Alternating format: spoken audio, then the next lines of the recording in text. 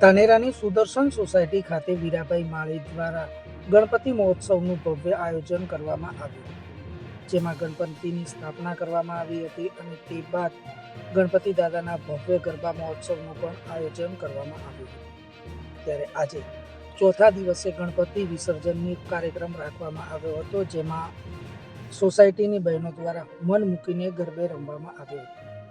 સોસાયટીના કેમ્પસમાં ગણપતિ મહોત્સવની ઉજવણીને લઈ સોસાયટીના રહીશોમાં પણ ભારે ઉત્સાહ જોવા મળી રહ્યો હતો અને ખૂબ જ ઉત્સાહભેર ગણપતિ મહોત્સવની ઉજવણી કરી હતી.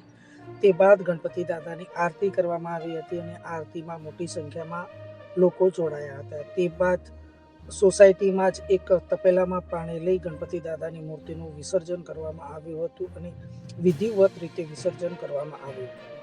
ગણપતિ મહોત્સવમાં મોટી સંખ્યામાં ભાઈઓ બહેનો તેમજ સોસાયટીના રહીશો ઉત્સાહભેર જોડાયા હતા અને ગણપતિ મહોત્સવની